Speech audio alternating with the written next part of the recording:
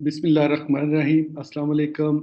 So, gentlemen, welcome for the training number 5 for OSHA 30 hours general industry. अभी तक मेरे साथ जो है सिर्फ मोहम्मद उमर ने ज्वाइन की है क्लास। बाकी लोग अभी तक ज्वाइन नहीं कर सके। तो उमर, आपको मेरी आवाज़ आ रही है? Can you hear me? Kindly मुझे कंफर्म कर दें।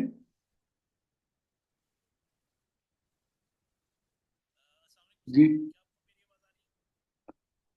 जी मिस्टर उमर, आप मेरी आवाज़ सुन पा रहे हैं? आई थिंक कि आपके एंड पे जो है ना वो आवाज़ सही तरह मुझे पहुंच नहीं रही है, आपकी आवाज़। एनीवेज, तो रिकॉर्डिंग पे मैंने इसको ऑन कर दिया है। और अगर मेरी आवाज़ आप तक ना पहुंचे तो काइंडली मुझे थ्रू मैसेज बेशक आप इन्फॉर्म कर दें, ठीक है। आज हमारी क्लास नंबर 5 है। और आज का जो हमारा एजेंडा है, जो हमने आज की क्लास में डिस्कस करना है, जिसको हमने लर्निंग करनी है, दैट इज़ नंबर 1 पे है हेजेडियस मटीरियल। हेजेडियस मटेरियल के बारे में जानेंगे कि ये क्या होते हैं मटेरियल, और ये किस तरह नुकसान करते हैं हेल्थ को। और ओशा फिर कैसे जो है ना अपने स्टैंडर्ड्स के ज़रिए, अपने रूल्स और रेगुलेशंस के ज़रिए इन हैजर्डियस मटेरियल से होने वाले जो नुकसानात हैं, जो हेल्थ को इम्पैक्ट्स होते हैं, उनको कंट्रोल करने में हमारी हेल्प करती है।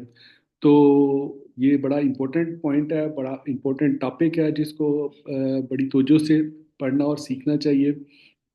देन सेकंड वन जो हमारा एजेंडा पॉइंट है आज की ट्रेनिंग का, that is permit required confined space. Again very important topic. Confined space को हम डिटेल से डिस्कस करेंगे, क्योंकि कन्फाइंड स्पेस के अंदर जो डिफरेंट किस्म के हैजर्ड्स होते हैं, उनमें हैजर्डियस सब्सटेंसेस भी एक टाइप के हैजर्ड्स होते हैं। मतलब मुख्तलिफ किस्म के उसमें हैजर्ड्स होते हैं। फिजिकल भी होते हैं, केमिकल भी होते हैं, बायोलॉजिकल भी हो सकते हैं। और इस तरह बाकी और तरह के जो कन्फाइंड स्पेस के अंदर हैजर्ड्स हैं, वो भी मुमकिन है कि वहाँ पे हों। अच्छा, बाकी सब लोग ज्वाइन कर चुके हैं। So mister Sabri, mister Asad Shabbir, mister Mohammad Umar, आप लोगों को वेलकम अगेन। तो काइंडली मुझे ज़रा बता दें कि मेरी आवाज़ क्लियरली आप तक पहुंच रही है और मेरी स्क्रीन भी डिस्प्ले हो रही है सब तक। काइंडली मुझे एक आप में से कोई एक भी कंफर्म कर दे, चाहे मैसेज के थ्रू कर दे, चाहे वॉइस के थ्रू कर दे। जी। ओके, आपके मैसेज आ गए हैं। ओके, मिस्टर साबरी और मिस्टर उमर दोनों के तरफ से रिस्पांस आ गया, फीडबैक आ गया, थैंक यू। अगेन आपको वेलकम है। तो आज का हम एजेंडा पॉइंट जो है उसको हम डिस्कस कर रहे थे।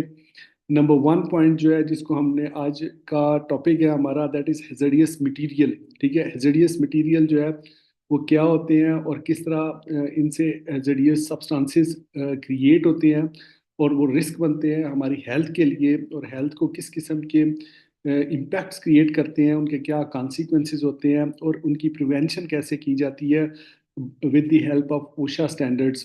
कि कैसे ओशा हमें हेल्प करती है इनको आइडेंटिफाई करने में और फिर उनको कंट्रोल करने में। परमिट रिक्वायर्ड स्पेस हमारा जो है वो सेकंड टॉपिक है जिसको आज हमने डिस्कस करना है। एंड देन फाइनली जो थर्ड हमारा टॉपिक है, that is lockout tag out. Lockout tag out के बारे में पहले भी मैं आपको थोड़ा सा ब्रीफ कर चुका हूँ, आज हम थोड़ा डिटेल से करेंगे। ये भी एक सेफ्टी का प्रोसीजर है, लॉकआउट टैग आउट जो है, और बड़ा इम्पोर्टेंट है। इसकी बड़ी हैसियत है हेल्थ एंड सेफ्टी के अंदर, क्योंकि इस प्रोसीजर को प्रॉपर परफॉर्म करने से बहुत सारे हादसात से टाइमली बचा जा सकता है। ठीक है, तो आज हमने ये 3 एजेंडा पॉइंट्स डिस्कस करने हैं। और आज का हमारा जो एजेंडा में दो और चीज़ें शामिल हैं, दैट इज क्विज, जो कि at the end of class, जब ये हमारी क्लास के सारे सेशन कंप्लीट हो जाएंगे, तो आप एलएमएस में जाएंगे। एलएमएस में जाके नॉलेज एप्लीकेशन वाला जो सेक्शन है वहाँ पे क्विज अपलोडेड है, वहाँ पे आपने उसको ओपन करना है और उसको कंडक्ट करना है। 10-15 मिनट लगेंगे आपके मैक्सिमम, ज़्यादा टाइम का क्विज नहीं है, और इजी है, इंशाल्लाह आप कर लेंगे। और उसमें जितने मार्क्स आप अचीव करेंगे आपको पता चल जाएगा। उसमें आपके मार्क्स नीचे येलो कलर में डिस्प्ले होंगे, जिसमें एक्सपी लिखा होगा साथ। अगर आपने 10 मार्क्स अचीव किए हैं तो 10 एक्सपी लिखा होगा, 7 किए तो 7 एक्सपी। उसमें यह है कि अगर आप एक पहली अटैम्प्ट में सारे क्वेश्चन ठीक करते हैं तो आपको 10 मार्क्स मिलेंगे। अगर आप पहली अटेम्प्ट में पास नहीं कर पाते, दूसरी में करते हैं तो आपको 7 मार्क्स मिलेंगे। अगर तीसरी में करते हैं तो 5 मार्क्स मिलेंगे। अगर चौथी में करते हैं तो आप फेल हो जाएंगे। ठीक है, उसमें 2 पॉइंट्स हैं। तो इसलिए कोशिश करें विद इन 3 अटेम्प्ट्स। लेकिन जो जो आपके अटेम्प्ट्स बढ़ेंगी आपके मार्क्स कम होते जाएंगे। तो उसको ज़रा पहली ही अटेम्प्ट में पास कर ताकि इजीली आप सॉरी उस। सर, आपको डिस्टर्ब करने के लिए। सर क्विज में हमारी हेल्प करेंगे ना आप थोड़ा बहुत? क्या मतलब हेल्प, उसमें क्या हेल्प चाहिए आपको मेरी? सर कोई क्वेश्चन आ जाता है जिसके बारे में हमको डिस्कशन करना चाहिए आपसे, तो हो सकती है ना व्हाट्सएप पे या कोई? हाँ हाँ हाँ, वेरी। वो तो देखिए, आपको अगर कोई चीज़ उसमें कंफ्यूज कर रही है तो आप मुझसे पूछ सकते हैं, लेकिन सोल्यूशन तो आपने खुद करना है ना।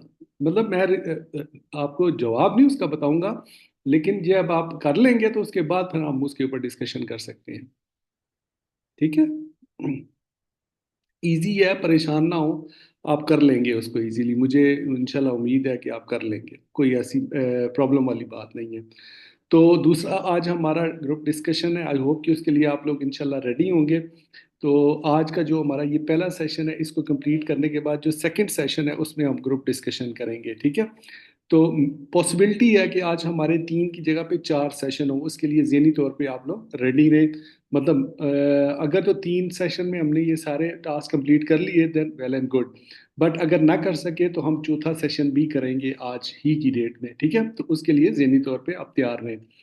तो ये जो 3 टॉपिक्स हैं, आज का पहला हमारा जो टॉपिक है दैट इज हैज़ार्डियस मटेरियल, उससे हम स्टार्ट ले लेते हैं and then we will move forward.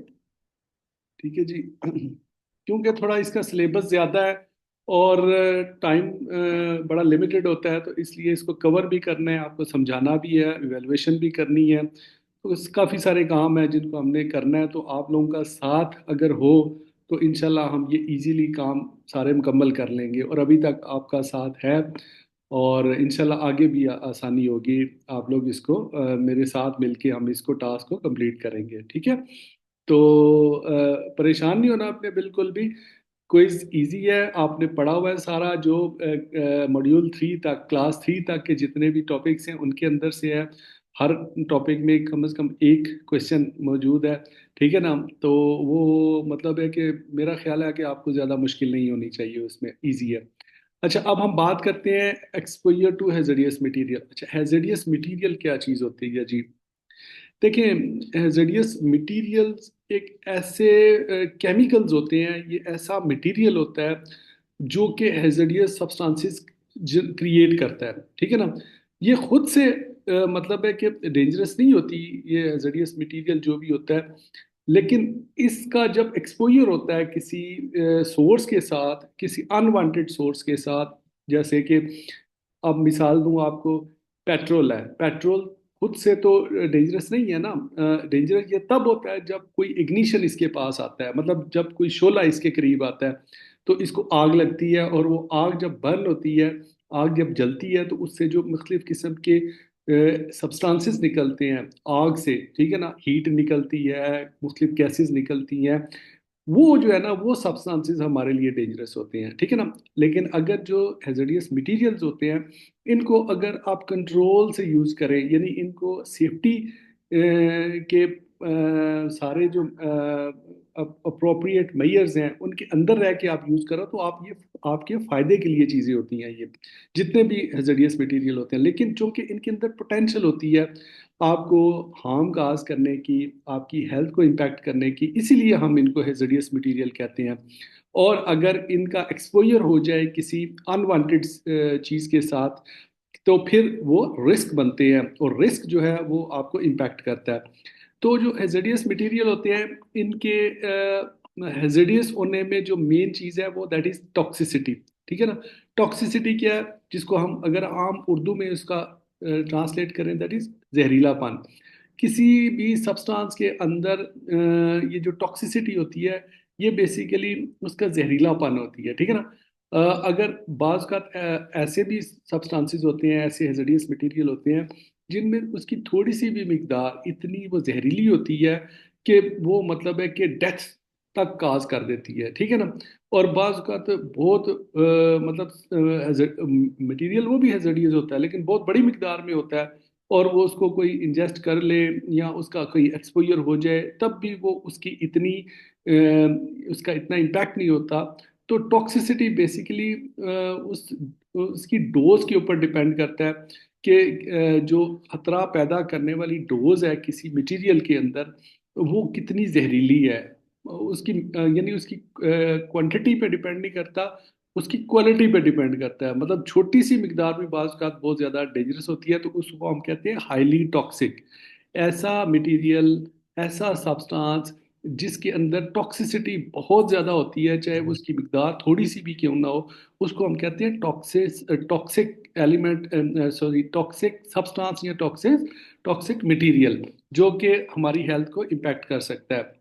और इसी तरह ओशा ने तकरीबन कोई 500 डिफरेंट किस्म के जो हेजिडियस मटेरियल हैं, उनकी जो है वो एक परमिसिबल एक्सपोजर लिमिट जो है डिटरमिन की हुई है। परमिसिबल लिमिट क्या होती है? ये बेसिकली एक हेजिडियस सब्सटेंसेस की वो लिमिट है, वो स्टैंडर्ड है जो मिनिमम अगर हो, अगर आपकी एयर के अंदर या जहाँ पे आप काम कर रहे हैं, तो उसमें आपके वर्कर को मतलब इम्पैक्ट इतना ज्यादा नहीं होता। ये परमिसिबल लिमिट होती है, यानी होती कॉन्सेंट्रेशन जरूर है। अब जैसे देखें ना कि मतलब आप फर्ज करें कि धूप में आपके लड़के काम कर रहे हैं, आपके वर्कर काम कर रहे हैं, ठीक है ना। एक दिन जो है वो टेम्परेचर अगर 30 डिग्री सेंटीग्रेड है, अगले दिन जो है वो 40 डिग्री सेंटीग्रेड है। तो मतलब है कि 30 तो चलो ठीक है, 40 में भी काम हो सकता है, यानी वो भी परमिसिबल है। वो दोनों का फर्क तो है, 40 डिग्री में थोड़ा इम्पैक्ट तो होगा, लेकिन वो भी परमिसिबल है। लेकिन वही अगर 50 डिग्री सेंटीग्रेड हो जाए, तो फिर क्या होगा? वो परमिसिबल नहीं रहेगा। तो कुछ कंसंट्रेशन जो है ना वो अलाउड होती है ओशा की तरफ से। तो ये इसको हम कहते हैं परमिसिबल एक्सपोजर लिमिट। उतनी अगर मिकदार एक हैजर्डियस सब्सटेंस की किसी एयर के अंदर, इन्वायरमेंट के अंदर मौजूद है, तो फिर वो परमिसिबल होती है। और ये परमिसिबल किस टाइम ड्यूरेशन के दौरान में होती है? इसको हम कहते हैं 8 आवर टाइम वेटेड एवरेज। मतलब एक वर्कर जो 8 घंटे की एक शिफ्ट होती है उसकी, उसके दौरान में अगर वो परमिसिबल लिमिट के अंदर हेजडियस इन्वायरमेंट के अंदर काम करता है, तो उसकी हेल्थ को इम्पैक्ट इतना नहीं होगा। लेकिन अगर वो परमिसिबल से ऊपर चला गया, तो इसका मतलब है कि वहाँ पे वो लिमिट जो वायलेट हो गई है, और वहाँ पे ओशा का जो एक्शन है वो स्टार्ट हो जाएगा। मतलब वहाँ पे वो रिस्क बनेगा, और रिस्क को कंट्रोल करने के लिए फिर आपको जो risk control hierarchy of control है उसको अप्लाई करके अपने रिस्क को डाउन करना पड़ेगा। इसी तरह जो मतलब आपका डिफरेंट किस्म के जो इन्वायरमेंट्स होते हैं जिससे हेजडियस मटेरियल जो है वो आपको नुकसान काज करते हैं। जैसे मिसाल के तौर पे यहाँ पे कुछ उन्होंने मिसालें दी हैं। कंप्रेस्ड गैस सिलेंडर्स होते हैं। अब ये भी हेजडियस मटेरियल है, ठीक है ना। एक गैस को कंप्रेस करके सिलेंडर के अंदर भरा गया है, प्रेशर से भरा गया है ना। लेकिन है तो आपके लिए यूजफुल, आप उसको यूज करते हैं, उससे फायदे उठाते हैं। लेकिन अगर आप उसको मिस यूज करें, तो क्या होगा? वो कंप्रेस्ड गैस जो है उसके अंदर जो सब्सटेंसेस होंगे हेजडियस, वो आपकी हेल्थ को इम्पैक्ट करेंगे। आग लग सकती है, ब्लास्ट हो सकता है, और बहुत सारे उससे उसके कॉन्सिक्वेंसेज होते हैं। इग्निशन सोर्सेज जो है, इग्निशन सोर्सेज जितने भी इग्निशन सोर्सेज होते हैं, वो वैसे तो लोग उनको मतलब है कि अपनी एक अच्छे मकसद के लिए भी यूज करते हैं ना। माचिस है, माचिस की जो तीली होती है, ये एक इग्निशन का सोर्स है। इसको आप अपने अच्छे पर्पस के लिए यूज करते हैं। लेकिन जब ये इग्निशन सोर्स किसी हैजरियस इन्वायरमेंट के अंदर आप उसको ले जाएं, जहाँ पे कोई गैस है जो इसको कैच कर लेती है आग, तो फिर वो इग्निशन सोर्स जो है वो हैजरियस मटेरियल आपके लिए हैजरियस सब्सटेंसेस क्रिएट करेगा, जिससे आपके हेल्थ इम्पैक्ट्स होंगे। एक्सप्लोसिव एंड ब्लास्टिक एजेंट्स ये भी हैजरियस मटेरियल होते हैं, जो कि अगर सेफ्टी से इनको यूज ना किया जाए, तो ये फिर हैजर्डियस सब्सटेंसेस क्रिएट करते हैं, जिससे आपकी हेल्थ इम्पैक्ट होती है। स्ट्रॉन्ग हैजर्ड्स जो होते हैं, स्टोरिंग हैजर्ड्स, जब आप हैजर्डियस मटेरियल को स्टोर करते हैं, अगर आपने उनको एज पर ओशा स्टैंडर्ड्स उनके स्टोरेज नहीं किया, तो उसमें भी हैजर्ड्स मौजूद होते हैं जो आपकी हेल्थ को इम्पैक्ट करते हैं। ठीक है जी। उसके बाद अगर हम डिफरेंट सिनेरियोज की बात करें कि ये जो हैजर्डियस मटेरियल्स होते हैं, ये किस तरह और आपका इम्पैक्ट क्रिएट करते हैं, क्या चीज़ें होती हैं, जैसे केमिकल्स हैं, ये आपके हैजर्डियस मटेरियल्स होते हैं, like chemicals such as clinic agents can cause burns, ये उनका बर्न उनका इम्पैक्ट है, ठीक है ना, if used without proper personal protective. यानी केमिकल जो है वो हैजर्डियस मटेरियल है, बर्न्स जो है वो उसका हैजर्डियस सब्सटेंस है, ठीक है ना, यानी अच्छा। उसमें इम्पैक्ट है, यानी जब लेट लाइन से कब देना okay.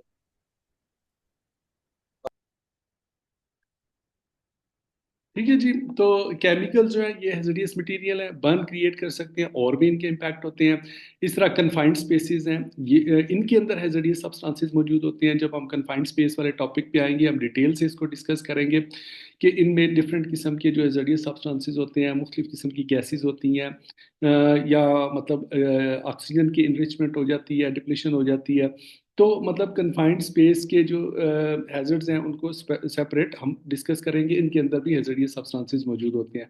Workers can be expose to radiation, अब रेडिएशन भी हैजर्डियस मटेरियल है। रेडिएशन क्या होती है, जैसे आपने देखा कि ये जो रेडियो एक्टिव मटीरियल होता है, जो आयोनाइजिंग और नॉन आयोनाइजिंग रेडिएशन, जब हम आगे आएंगे इसको डिटेल से हम डिस्कस भी करेंगे। ये भी hazardous substances, hazardous radiation hazardous material है जो कि हैजर्डियस सब्सटेंसेस क्रिएट करता है। उससे आपके सेल्स, आपकी बॉडी के सेल्स जो हैं उनका स्ट्रक्चर चेंज हो जाता है और आपको काफ़ी ज़्यादा सीवियर किस्म के हेल्थ इम्पैक्ट्स आते हैं। इसी तरह जैसे मैंने आपको पहले भी बताया कि incorrectly stored flammable substances can cause Fyers and explosion. अगर स्टोरेज प्रॉपर नहीं है ये जितने भी हैजर्डियस मटेरियल है तो भी वो आपके लिए इम्पैक्ट्स क्रिएट करते हैं। आगे फिर कुछ प्रिकॉशंस लिखी हैं, सिंपल प्रिकॉशंस है इनिशियल, कि some of the ways that you can protect yourself including understanding and implementing safe work practices. अगर आप इसको समझ लें और इनको इम्प्लीमेंट कर लें तो आप बच सकते हैं इनके हेल्थ इम्पैक्ट से। यूजिंग द अप्रोप्रिएट पीपीई से बच सकते हैं। Inspecting materials to make sure they are stored and maintain correctly, proper storage हुई है, ओशा के स्टैंडर्ड के मुताबिक हुई है, then you can save your health. Being aware of the required moving process during for hazardous material, maintaining proper ventilation, ventilation का बड़ा बड़ी वैल्यू है।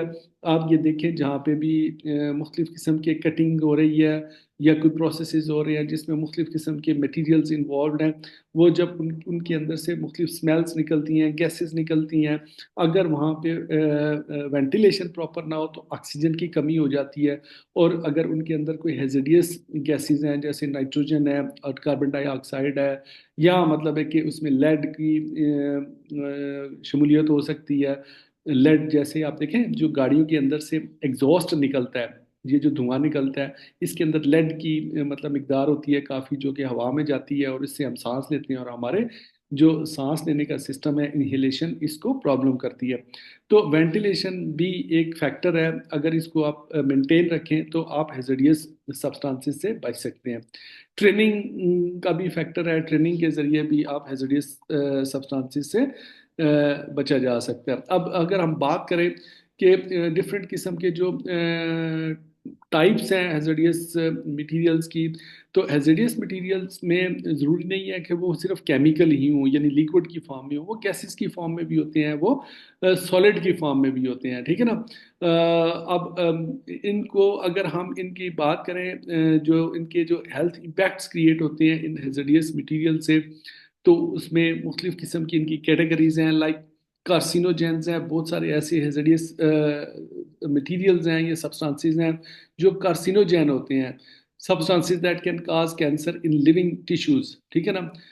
मिसाल के तौर पे कुछ मिसालें यहाँ पे दी हुई हैं। फॉर्मेल्डिहाइड एक केमिकल है, वुड डस्ट, ये जो जहाँ पे वुड कटिंग होती है उससे जो वुड डस्ट जनरेट होती है वो भी कार्सिनोजेन है। एस्बेस्टोस एक केमिकल होता है, मटेरियल होता है, ये जो कंस्ट्रक्शन वगैरह में यूज़ होता है, तो वो भी कार्सिनोजेन है। बेंजीन एक another type of the example है कि इस केमिकल से आपको कैंसर हो सकता है। टॉक्सिन्स ऐसे होते हैं जो सिर्फ टॉक्सिसिटी क्रिएट करते हैं, पॉइजनियस होते हैं, created by the organic matter such as bacteria और प्लांट्स, मतलब आपके टॉक्सिसिटी क्रिएट करते हैं। फॉर एग्जांपल इनकी ricin came comes from the waste products when processing coaster beans. Cadmium is a white metal used in products like batteries or pigments. मतलब ये आप देखें बैटरीज के अंदर वो जो मटेरियल यूज होता है उसके अंदर गैस क्रिएट होती है, वो आपको फेंट कर देती है, मतलब बेहोश कर देती है बिल्कुल। ये कुछ टॉक्सिक किस्म के इम्पैक्ट्स होते हैं मटेरियल्स के, जो कि आपकी वर्क इंडस्ट्री के अंदर इनका यूज होता है और आपको ये प्रॉब्लम करते हैं। और कुछ ऐसे होते हैं जो इरिटेंट्स होते हैं, इरिटेशन क्रिएट करते हैं।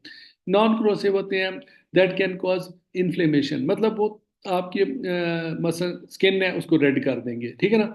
आपके कहीं सूजन हो जाएगी, कहीं पे आपको जो है वो कोई छोटा मोटा जख्म हो जाएगा। तो ये जो इरिटेंट्स होते हैं ये ज़्यादा बड़ी प्रॉब्लम नहीं क्रिएट करते, लेकिन वक्ती तौर पे आपको इरिटेट कर देते हैं, इरिटेशन क्रिएट करते हैं। जैसे अमोनिया है, सोडियम हाइड्रो ऑक्साइड है, हाइड्रोजन क्लोराइड है, ये मुख्तलिफ किस्म के केमिकल जो है इरिटेंट होते हैं।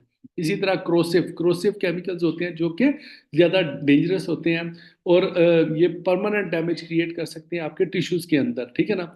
जैसे लाई है, सल्फ्यूरिक एसिड है, नाइट्रिक एसिड है, ये वो वाले मतलब एसिड्स हैं जो कि प्रॉपर आपके टिश्यू का, मसल सल्फ्यूरिक एसिड आपकी किसी जिल्द के ऊपर पड़ जाए तो वो पूरा जला देती है जिल्द को, मतलब आपके टिश्यूज ही वहाँ पे जो है उसको डेड कर देती है, ठीक है ना। तो ये क्रोसिव केमिकल्स होते हैं या हजारियस मटेरियल्स होते हैं, फ्लेमेबल। कुछ ऐसे होते हैं जो कि आग पकड़ लेते हैं, ठीक है ना। कुछ केमिकल्स ऐसे होते हैं जो कि एक फ्लैश पॉइंट उनका होता है, एक सर्टन टेम्परेचर होता है, उस जैसे वो टेम्परेचर बढ़ता है उतना होता है तो वो फौरन आग कैच कर लेते हैं। गैसोलीन है, एसिटो गैसिलोन गैसोलीन क्या है, ये आपका जो पेट्रोल होता है ये गैसोलीन होता है। इसके लिए स्पेसिफिक मतलब है कि टेम्परेचर होता है, अगर उस टेम्परेचर तक अगर मतलब है कि उसमें उनको रखा जाए तो वो ऑटोमेटिकली कैच कर लेते हैं फायर, आग जल जाती है उनकी। एसीटोन्स हैं, टर्पेंटाइंस हैं, पेंटेन्स हैं, डिफरेंट किस्म के ये केमिकल्स हैं जो कि फ्लेमेबल होते हैं और इनकी स्टोरेज बड़ी प्रॉपर करनी चाहिए। उसके बाद फ्लेमेबल गैसेस होती हैं, गैसेस का भी इस तरह केमिकल्स हैं, सब्सटेंसेस हैं जो कि आग पकड़ लेती हैं, जैसे हाइड्रोजन है, ऑक्सीजन है, मीथेन है, ब्यूटेन है। इनके अंदर भी फ्लेमेबिलिटी का फैक्टर होता है और ये आग पकड़ लेती हैं। अगर हम मज़ीद इनकी बात करें कि ये जो हैज़ार्डियस मटेरियल होते हैं इनके इनको क्या सिर्फ ओशा ही मैनेज करती है या कंट्रोल करती है, तो इसका जवाब है नहीं। ओशा के अलावा और भी एजेंसीज हैं जो हैज़ार्डियस सब्सटेंसेस जो होते हैं उनको उनकी मैनेजमेंट करती हैं। जैसे आप अमेरिका के अंदर इन्वायरमेंटल प्रोटेक्शन एजेंसी है, उसकी वजह क्या है? उसकी वजह ये है कि ये जो हैज़ार्डियस सब्सटेंसेस है ज़रूरी नहीं किसी वर्क इन्वायरमेंट के अंदर में हो, ये आपकी फिजा के अंदर मुल्लक जो आप देखें पाकिस्तान के अंदर जो स्मोग है, स्मोग इस एक हैज़ार्डियस मटेरियल है और वो हैज़ार्डियस सब्सटेंस है जो आपकी हेल्थ को इम्पैक्ट करती है। तो उसमें फिर ईपीए के लाज शामिल हो जाते हैं। ईपीए जो कहेगी कि इस आपकी फिजा के अंदर इतने पार्टिकुलेट्स होने चाहिए, स्मोक के इससे ज़्यादा आपके लिए डेंजरस हैं, तो वहाँ पे ईपीए का रोल आ जाता है। इस तरह अमेरिका के अंदर सीडीसी है, सेंटर फॉर डिजीज कंट्रोल और प्रिवेंशन है, वो मतलब हैज़ार्डियस सब्सटेंसेस में कुछ ऐसे सब्सटेंसेस होते हैं जैसे जो बायोलॉजिकल सब्सटेंसेस होते हैं उनके कंट्रोल के लिए उनकी रेगुलेशन होती है सीडीसी की। और इसी तरह जो ट्रांसपोर्ट से रिलेटेड हैज़ार्डियस सब्सटेंसेस होते हैं उनसे मुतल्लिका जो भी रेगुलेशंस होते हैं वो डीओटी यानी डिपार्टमेंट ऑफ ट्रांसपोर्ट के होते हैं। तो ये जो हैज़ार्डियस सब्सटेंसेस होते हैं आपके, ये मुख्तलिफ किस्म के जो है वो मतलब वो करते हैं, हेल्थ इम्पैक्ट्स क्रिएट करते हैं और उससे आपकी मुख्तलिफ किस्म की प्रॉब्लम्स जनरेट होती हैं। फॉर एग्जांपल आपके ऑर्गन्स को इम्पैक्ट कर देते हैं, आपकी स्किन को, आपके नर्व्स को, लंग्स को, स्टमक को इम्पैक्ट कर देते हैं अगर इनका एक्सपोजर हो जाए आपके। तो अमेरिका की जो वर्क इंडस्ट्री है, उनकी जो इंडस्ट्रियल सेक्टर है उसके अंदर अगर आप देखें तो ये जो स्टैटिस्टिक्स इस मटेरियल के अंदर दिए हुए हैं वो पुराने हैं। असल में अभी अगर आप लेटेस्ट देखें तो वो शायद इससे ज़्यादा हो, कि कहते हैं approximately 1,90,000 workers suffer from illness and 50,000 workers die on an annual basis from chemical exposure. यानी केमिकल के एक्सपोजर से तकरीबन 50,000 वर्कर उनके डाई करते हैं एवरी ईयर। ठीक है ना। अब हो सकता है ये नंबर बढ़ गया हो क्योंकि 2-3 साल पुराना सिलेबस है ये, तो पॉसिबिलिटी है इसमें इजाफा हुआ होगा। तो अगर आप देखें कि ये जो हेजरियस मटेरियल्स होते हैं ये किस तरह मजीद इम्पैक्ट क्रिएट करते हैं, like here are some specific example of accidents caused by the hazardous material in the workplace, like farm workers experiencing respiration problems from the unexpected exposure to the crop pesticide। अब देखें ये जो pesticides होते हैं ये chemicals होते हैं, आपको पता है ना, ये जो कीड़े मार अदवायात होती हैं, जब आप उनको फसलों के ऊपर स्प्रे करते हैं तो उससे एक्सपोजर अगर आपको हो जाए, अगर आपने प्रॉपर मास्क नहीं पहना हुआ, प्रॉपर प्रोटेक्शन मेजर नहीं लिए और आप उनको स्प्रे कर रहे हैं तो वो आपको इम्पैक्ट करते हैं। इसी तरह water treatment employees losing consciousness from the exposure to the carbon monoxide from a gasoline powder pump powered pump. ठीक है ना। अब वाटर ट्रीटमेंट के जो प्लांट्स होते हैं उनके अंदर भी मुख्तलिफ किस्म के केमिकल्स का यूज़ होता है, और जैसे कार्बन मोनोऑक्साइड है, गैसोलीन वगैरह का यूज़ होता है, तो अगर इनका इम्पैक्ट हो जाए, एक्सपोजर हो जाए तो बेहोशी हो सकती है, बेहोश हो जाता है बंदा। ठीक है ना। Worker in A poultry processing facility experiencing I irritation, sore throat and headaches from light high chlorine. ठीक है। अब पोल्ट्री इंडस्ट्री के अंदर जब वो मीट को धोते हैं तो क्लोरीन का यूज़ होता है पानी के अंदर। उसका अगर क्लोरीन एक केमिकल है, एक हेजरियस मटेरियल है, हेजरियस सब्सटेंस है। अगर जब ये एक सर्टन जो परमिसिबल लिमिट है इससे ज़्यादा अगर इसका एक्सपोजर हो जाए तो वो क्या आपके लिए मुख्तलिफ किस्म की इरिटेशन क्रिएट करती है, आपका गला ख़राब हो जाता है और सर दर्द वगैरह शुरू हो जाती है। Fire fighting is injured while refilling A compressed gas cylinder with air and container explodes. ठीक है ना। इसी तरह मतलब है कि कंप्रेस्ड गैस सिलेंडर जो होते हैं अगर उसके अंदर से वो जो कंप्रेस की हुई गैस है उसके मतलब उसको आप उसके साथ छेड़छाड़ करें, उसमें से जो गैसेस हैं वो अगर रिलीज हो जाएं तो वो आपके लिए डेंजर क्रिएट कर सकती हैं, आग लग सकती है, एक्सप्लोजन हो सकता है, लाइक दैट। ठीक है ना। Nail technicians developed asthma from exposure to hazardous manicure. Manicure क्या होती है, ये जो चेहरे को आपके मतलब ट्रीटमेंट के लिए मुख्तलिफ किस्म के केमिकल्स यूज होते हैं। आपकी मैनिक्योर्स जो है वो ये फेशियल वगैरह और क्रीम्स वगैरह डिफरेंट जो आपके लोग यूज़ करते हैं, खवातीन ज़्यादातर, इनके अंदर भी एक्सपोजर होता है और ये भी हेजडियस होते हैं और आपको नुकसान काज कर सकते हैं। ठीक है ना। इसी तरह हेजडियस वेस्ट भी एक हेजडियस मटीरियल है जिसके ज़रिए मुख्तलिफ किस्म के इम्पैक्ट्स क्रिएट होते हैं। अगर हम बात कर लें हेजडियस मटीरियल की मजीद के ये hazardous material present a variety of risk, इनसे जो होने वाले रिस्क हैं मजीद उसको आप मजीद अगर एक्सप्लोर कर लें तो कुछ ऐसे केमिकल्स होते हैं जो फ्लेमेबल होते हैं, मतलब आग पकड़ लेते हैं। अब वो जो आग पकड़ने का उनका फैक्टर होता है वो उनके फ्लैश पॉइंट के ऊपर डिपेंड करता है।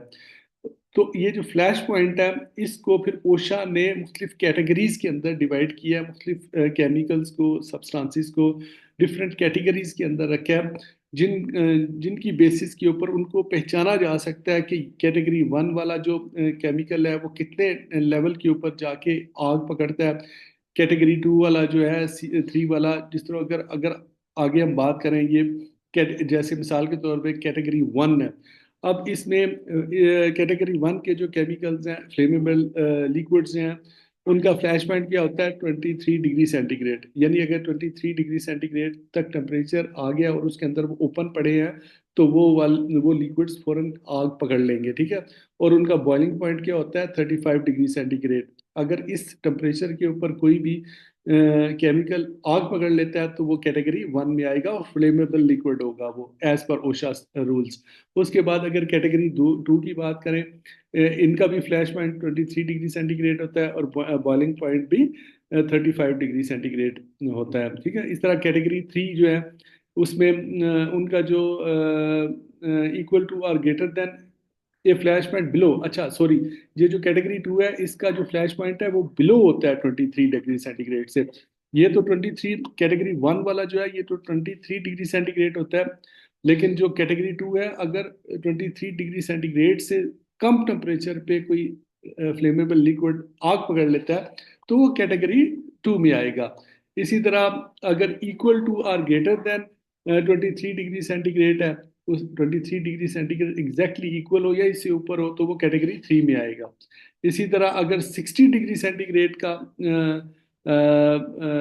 Flame equal to flamer a flash point greater than 60 degree centigrade, अगर 60 से ज़्यादा टेम्परेचर है, जिसको फॉरेन हाइट एक दूसरी टेम्परेचर को मैयर करने की यूनिट है, आपको पता ही होगा कि इसको एक फॉरेन हाइट यूनिट से हम टेम्परेचर को मैयर करते हैं और दूसरा हम करते हैं इसको डिग्री सेंटीग्रेड से। तो अमूमन ज़्यादातर सेंटीग्रेड जो वाली यूनिट है वो यूज़ होती है।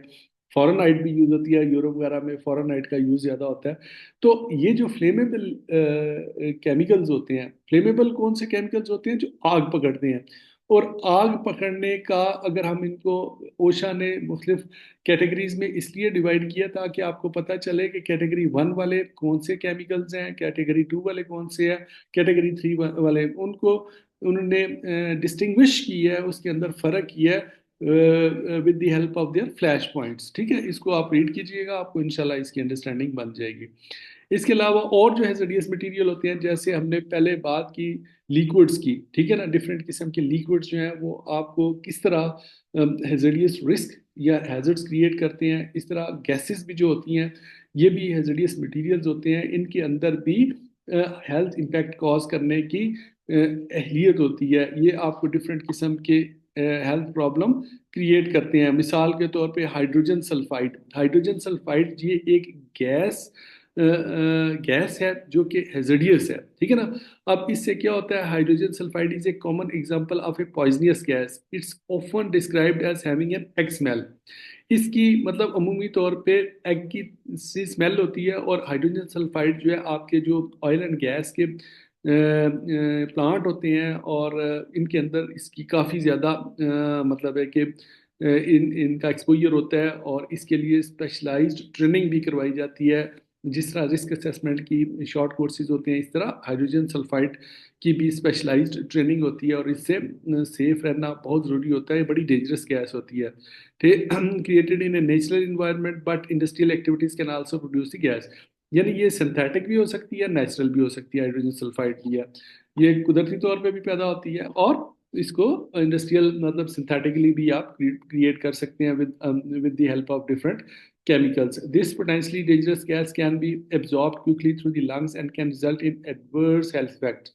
Short exposure to low levels of the gas can cause effects such as eye irritation and coughing, while concentrated exposure to high levels can cause convulsions, breathing difficulty and can ultimately lead to death. Convulsion क्या होती है, एकदम जिस्म को झटके लगने शुरू हो जाते हैं, ब्रीदिंग डिफिकल्टी हो जाती है और can ultimately lead to death. मतलब अगर इसका शॉर्ट टर्म आपको एक्सपोजर हो गया जहाँ पे हाइड्रोजन 2 मौजूद है, अगर उसको इनहेल कर दिया किसी वर्कर ने तो शॉर्ट टर्म में तो इरिटेशन होगी, कफिंग होगी, मतलब थोड़ी मिकदार में अगर वो आपका इम्पैक्ट हुआ है उसका इनहेल किया। लेकिन अगर लॉन्ग टर्म में बहुत मुसलसल आप उस इन्वायरमेंट के अंदर काम करते हैं या आपके worker for long period of time, तो अल्टीमेटली उनकी डेथ भी हो सकती है। तो इस हैजर्डियस मटेरियल से सेफ्टी करना भी बहुत ज़रूरी है। इसी तरह जैसे लिक्विड के बाद गैसेस, फिर ये जो रेडियो एक्टिव मटीरियल्स होते हैं ये भी बहुत डेंजरस होते हैं और मुख्तलिफ किस्म के हेल्थ इम्पैक्ट्स क्रिएट करते हैं।